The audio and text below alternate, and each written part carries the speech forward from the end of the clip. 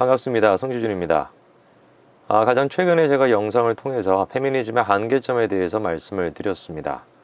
페미니즘의 한계점 중에서 제일 중요한 것은 남성과 여성이라고 하는 타고난 본성적인 측면, 생물학적인 측면, 그 경계를 무시하려고 한다는 것이 페미니즘이 갖고 있는 가장 큰 문제점이라고 말씀을 드렸고, 그리고 그 타고난 성질로부터 발생하는 차이점을 차별이라고 둔갑시키고 있다는 것이 페미니즘이 많은 사람으로부터 공감을 얻고 있지 못하는 이유다라고 제가 지적을 했습니다. 차이와 차별은 엄연하게 다른 것입니다. 차이라는 것은 글자 그대로 태어났을 때부터 우리가 갖고 있는 차이가 있는 것이고, 차별이라는 것은 사회적으로 규정되는 것이 차별이기 때문에 둘 사이의 경계를 엄격하게 우리가 구분을 해야 되는 것인데, 현재 페미니즘 같은 경우는 사회주의에 찌들어가지고 싸구려 좌파주의에 찌들어가지고 개개인이 가지고 있는 본성적인 생물학적인 자연적인 차이점을 사회적인 어떤 구성원 속에서의 차별로서 둔갑시키고 있다는 것이 현재 지금 페미니즘의 문제점이라고 제가 말씀을 드렸습니다. 오늘 제가 기사를 통해서 확인한 것이 성평등 무슨 그런 것들을 조장하기 위한 방송 안내 책자, 이런 것들을 여성가족부가 만들어서 배포를 했다라고 하는데, 제가 그 책자를 쭉 내용을 보면서 이 지금 여성가족부 같은 경우는 정말 그 싸구려 페미니즘에 찌들어 있구나. 완전히 여성가족부로서의 본연의 역할을 똑바로 못하고 있구나. 여성가족부가 해야 되는 역할은 뭡니까? 차별을 없애고자 애를 써야 되겠죠. 차이를 없앨 수는 없습니다. 차이는 우리가 타고나는 것이고 태어났을 때부터 갖고 있는 것이기 때문에 없어지는 것이 아니에요. 그걸 없애겠다라고 들이대는 순간 이거는 사회주의로 빠지게 되는 것이고 전체주의로 빠져버리게 되는 것이고, 그것이 가능했던 것은 북한밖에 없었던 것입니다. 다 똑같이 살아가는 것이죠. 남자가 됐건 여자가 됐건 외모가 다르건 성격이 다르건 다 똑같이 살아가는 것이죠. 북한으로 그대로 되는 거 아닙니까? 근데 이번에 이 방송 안내 책자를 제가 보고 나니까 이 외모에 대한 얘기까지도 나오고, 지난번에 문재인 정부 같은 경우는, 문재인 대통령 같은 경우는 또 무슨 HTTPS 검열해가지고 개인적인 가지고 있는 어떤 욕망, 이거에 대해서까지 제한을 하겠다라고 나서더니, 이번에 여성가족부는 그 틀 속에서 또 한 발짝 더 나아가서 외모에 대한 규제까지 하겠다라는 거. 저는 도대체가 여성가족부가 나쁘게 표현해서 제정신인지, 진서민 장관은 도대체 무슨 생각을 가지고 있는 사람인지 좀 물어보고 싶습니다. 자, 그럼 제가 일단 그 안내 책자를 보면서 같이 좀 말씀을 드리죠. 같이 한번 보시죠. 자, 이게 이번에 배포가 된 이제 그 안내 책자인데, 성평등 방송 프로그램 제작 안내서 부록을 포함한 개정판이다, 이렇게 되어 있습니다. 계속 13페이지 보면 이런 얘기가 있습니다. 여성은 토론, 운동, 모험에 부적합하다거나 남성은 가사, 육아에 부적합하다는 등의 성별 고정관념이나 편견이 반영되어 있는 것은 아닌지 체크해 봅시다. 이거는 성별 고정관념과 편견이 아닙니다. 아까도 말씀드렸지만 이거는 차이입니다. 여성은 생물학적으로 운동에 적합하지 않죠. 그거 잘못된 겁니까? 100명 붙잡고 100명한테 다 물어본다라고 할지라도 여성보다는 남성이 운동적으로 더 뛰어난 거, 그걸 도대체 왜 부인을 하려고 하는 겁니까? 그거는 생물학적으로 우리가 본성적으로 가지고 있는 차이점인데, 그거를 지금 뭐라고 하고 있는 거예요? 고정관념이다라고 묶어버리는 거 아닙니까? 이거는 고정관념이 아니라 생물학적으로 자연적으로 발생하는 차이입니다. 객관적인 사실인 것이죠. 근데 그런 것들이 나타나지 않도록 점검을 해라? 아까 말씀드린 것처럼 뭐랑 뭐를 구별을 못하는 겁니까? 차이랑 차별을 구별을 못하고 있는 거죠. 그 다음 계속 15페이지에 보면은, 문제의 원인이 되는 사회 구조적 문제는 간과한 채 개인의 책임을 부각시키는 방식은 바람직하지 않습니다. 저는 저게 좀 이상한 소리인데, 사회적 문제를 부각시키는 것보다 개인의 책임의 문제를 부각시키는 것은 바람직하지 않다? 글쎄요, 들으시는 분들은 이해가 되십니까? 바람직하지 않다? 이건 도덕적 차원의 문제입니까? 아니, 한 개인이 가지고 있는 문제가 개인적인 원인이 더 크다라고 한다면 개인적으로 보면 되는 것이고, 개인적인 원인보다 사회적인 문제가 더 크다라고 한다면 사회적인 문제로 보면 되는 것이죠. 각각의 사건에 대해서 다른 식으로 접근하면 되는 거 아닙니까? 근데 어떤 사건인지도 얘기를 하지 않고서 그냥 밑도 끝도 없이 개인의 책임에 대해서 강요를 하는 것은 바람직하지 않은 것이야? 이게 도대체 무슨 사상입니까? 이 완전히 그냥 싸구려 지금 좌파적인 사고에 그대로 찌들어 있는 거 아니에요? 나아가서는 뭐라고 합니까? 계속 보세요. 가정의 형편이나 개인의 역량에 더 집중해서는 안 됩니다. 왜 안 되죠? 왜 안 되는 겁니까? 질문해 봐야 되는 거 아닙니까? 아니 사회적인 문제가 있다? 오케이. 그럼 사회적인 문제가 더 큰 것은 사회적인 문제로 보면 되는 것이고 개인적인 문제가 더 크다? 오케이. 그럼 개인적인 문제로 보면 되는 거겠죠. 각각의 사건에 대해서 다르게 보면 되는 것이지. 근데 뭐라고 지금 선포하고 있는 겁니까? 개인적인 문제를 더 크게 두면 안 된다. 바람직하지 않다. 뭔데요 자기가? 어? 완전히 그냥 옛날식 그냥 싸구려적인 좌파적인 마인드가 그대로 지금 나타나고 있죠. 페미니즘에. 그 단계에서 보세요. 16페이지. 전문가 구성에서 여성의 참여가 이루어질 수 있도록 합니다. 그리고 전문가 패널을 구성할 때 같은 경우도 출연진 패널을 구성할 때 같은 경우도 현실을 반영해 남녀 균형을 이룰 수 있도록 합니다. 그다음 마지막 남성들의 조언 일변도로 구성된 것은 아닌지를 살펴봅니다. 제가 한번 질문해 볼게요. 남성은 생물학적으로 여성보다 뛰어난 측면들이 있고 또 반대로 남성은 생물학적으로 여성보다 뛰어나지 않은 측면이 있겠죠. 그거는 분야별로 다른 겁니다. 그러면은 남자가 가지고 있는 성별학적인 그리고 자연스러운 그런 차이로부터 우위라는 것 자체가 발생할 수 있는 분야가 있죠. 이래서 축구선수 같은 경우는 남성이 훨씬 더 우위가 있겠죠. 그러면은 남성이 우위가 있는 그 분야 같은 경우는 어떤 전문가를 모셔야 되는 겁니까? 남성 전문가를 모셔야 되겠죠. 남성이 우위가 있는 분야니까. 근데 지금 뭐 하자라는 거예요? 어떤 분야든지 간에 상관없이 전문가 패널을 남녀 비율을 똑같이 지금 맞추자라는 거 아닙니까? 왜 그래야 됩니까? 근거가 뭔데요? 네? 계속 제가 말씀을 드립니다만 우리는 생물학적으로 가지고 있는 차이라는 것이 있고 그 차이가 결과론적으로 뭐를 만들어낸 겁니까? 우위를 만들어낸 것이죠. 이 우위는 제일 처음부터 사회가 구성되고 국가라는 것이 만들어졌을 때부터 무슨 음모를 가지고 사회 기득권층에 의해 가지고 딱 정해놨던 것이 아니라 태어났을 때부터 인간이 가장 처음에 오스트랄로피테쿠스부터 시작해 가지고 사냥을 하거나 채집을 하거나 그때부터 이미 나뉘었던 거 아닙니까? 남자는 밖에 나가가지고 맘모스 때려잡는 것이고 여자는 맘모스 때려잡을 수가 없으니까 체력이 어떻게 했던 거예요? 수집하고 채집을 했던 거에 특화가 됐던 거 아닙니까? 그런 거로부터 자연스럽게 발생했던 특화인 것이고 우위인 것이죠. 이거는 기득권의 문제가 아니라는 겁니다. 무슨 선입관의 문제가 아니라는 거예요. 그럼 당연히 그 우위로부터 발생하는 전문가 집단도 당연히 다를 수가 있으면은 각각의 집단에 맞춰서 뽑으면 되는 것이지. 왜 분야도 상관없이 남녀 비율을 똑같이 맞춰가지고 전문가 패널을 구성하라는 거예요? 권투 중계하는데 그러면은 여성 데리고 와가지고 그거 할 겁니까? 아니죠. 요리를 한다라고 한다면 여성이 더 뛰어난 분야가 있다라고 한다면은 그 여성 패널 데려와가지고 하면 되는 것이고 남성의 우위가 있는 분야가 있으면 남성 데리고 와서 하면 되는 것이지 이거를 왜 저런 식으로 해석을 하냐라는 겁니다. 그 단계에서 보시죠. 17페이지에 어떤 이슈를 다루는 프로그램에서든 제가 말씀드렸죠. 이슈에 상관이 없다라는 겁니다.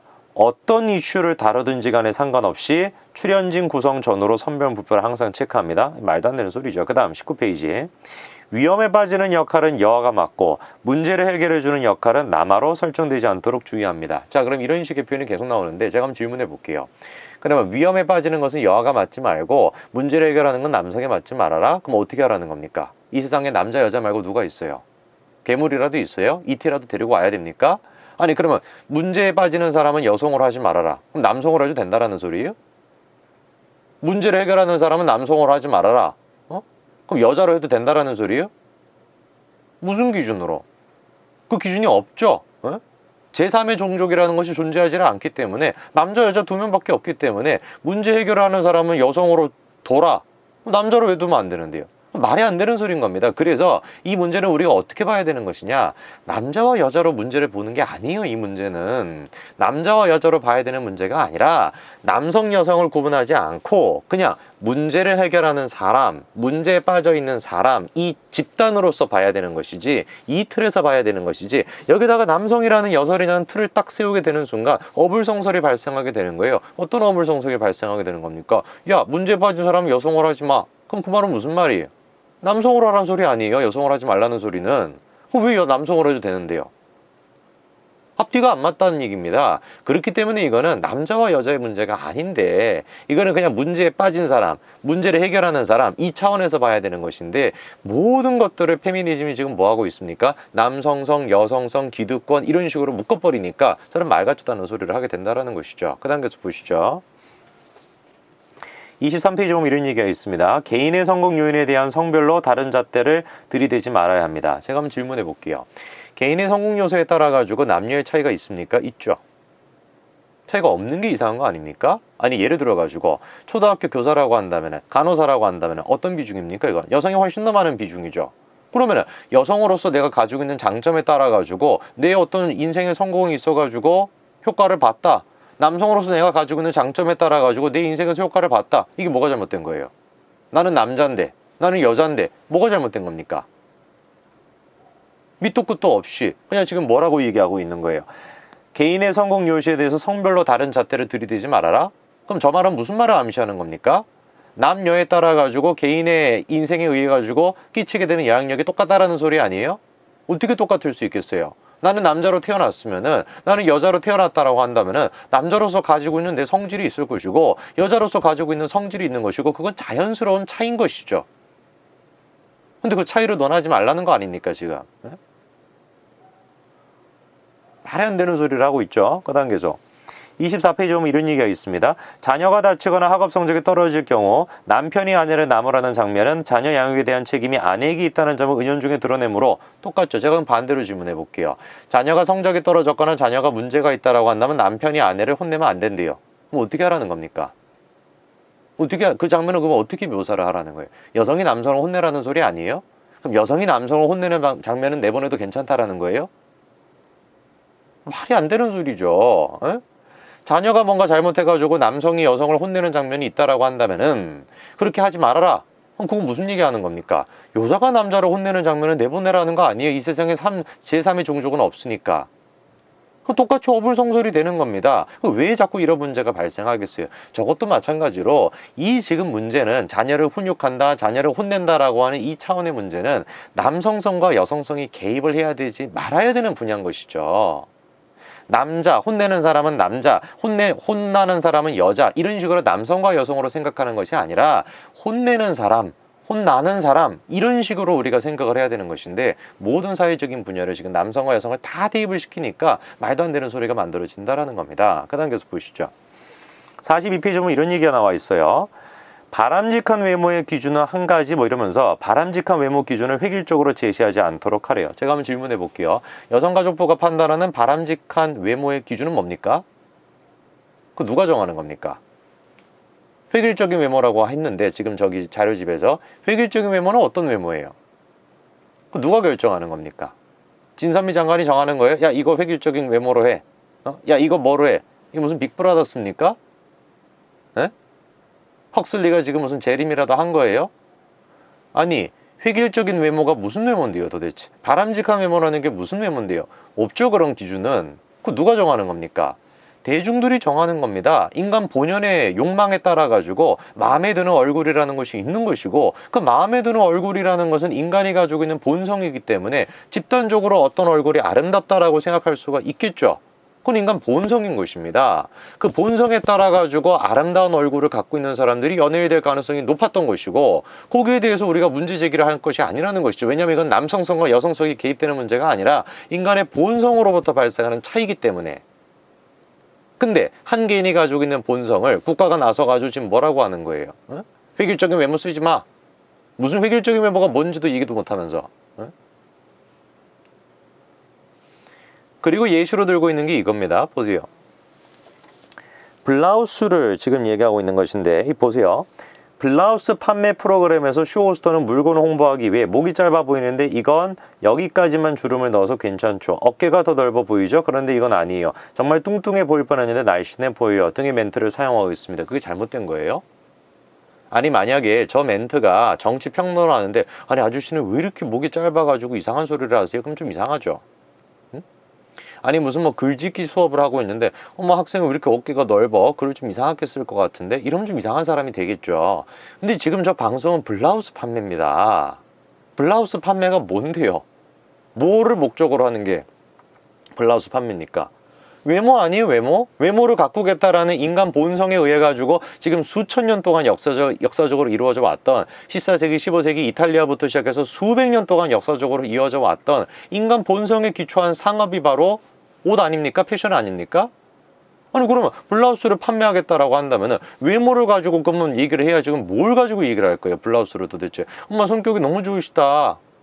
너무 성격이 좋으니까 이 블라우스 입으세요. 이렇게 얘기해야 된다라는 거예요. 무슨 정말 말도 안 되는 소리를 정말 저렇게 막 써놔도 되는가 모르겠어요. 그 다음 계속 42페이지 음악방송 출연자들의 외모 획일성은 심각합니다. 마찬가지죠, 그렇죠? 그 외모 획일성은 누가 결정한 겁니까? 팬들이 정한 거예요. 팬들이. 에? 나는 뭐 누구 있습니까? 나는 뭐 엑소가 좋아. 나는 엑소가 좋아가지고 엑소에 있는 오세훈 씨 있지 않습니까? 엑소 맞나 모르겠네. 오세훈 씨라는 사람이 엑소에 있다라고 한다면 나는 그 오세훈 씨의 얼굴이 너무 마음에 들어. 나는 그래서 오세훈 씨가 너무 좋아. 이래가지고 오세훈 씨가 방송 나온 것이고, 또 반대로 나는 카라의 누가 너무 뭐 얼굴이 예뻐. 난 카라의 누가 너무 좋아. 이래가지고 그 사람이 나온 거 아니에요? 음악방송이라는 것 자체가 그거 아닙니까? 그 산업 자체가 그런 식으로 구성되는 거 아닙니까? 뭐를 기초로 하고 있는데요, 그 얼굴들은? 에?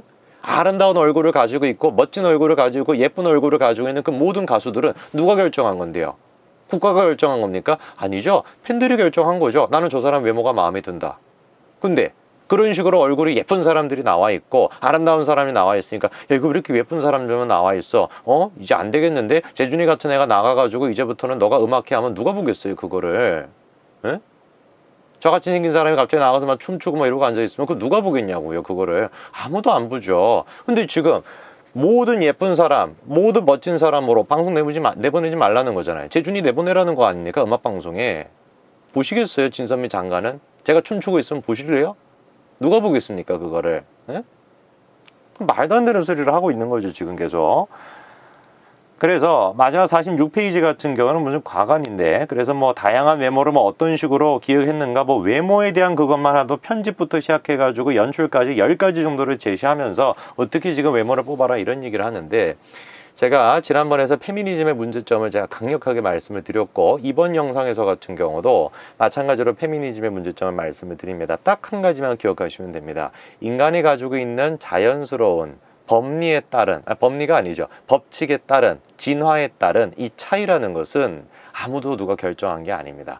오스트랄로피테쿠스부터 시작해서 그 사피엔스 같은 거 한번 읽어보세요. 오스트랄로피테쿠스부터 시작해가지고 그거는 인간이 자연스럽게 결정돼 있는 진화의 과정이었던 것이지, 무슨 옛날에 오스트랄로피테쿠스가 무슨 신석기 지금 막 떼고 앉아 있고 무슨 맘모스 잡고 있었을 때 저기 지금 언덕 위에서 무슨 고풍스럽게 사람들이 딱 기득권 세력들이 여성들은 이래야 될 것 같아, 이걸 결정했던 게 아니라는 겁니다. 자연스러운 차이라는 것이죠. 근데 그 차이를 자꾸 무시하다 보니까 근거가 없죠. 당연히 합리적인 근거가 없고 과학적인 근거가 없죠. 그래서 뭐가 개입하는 겁니까? 기득권이라고 하는, 남성성이라고 하는 아주 개념이 모호한, 아주 폭력적인 그런 남성성이라고 하는 기득권이 딱 대입이 돼가지고 이 모든 것들을 훼손하고 있다는 것이죠. 그래서 페미니즘은 논리적이지 못한다라는 것이고, 그래서 저런 말도 안 되는 얘기들이 나오게 된 겁니다. 오늘 여기까지 말씀드리겠습니다. 감사합니다.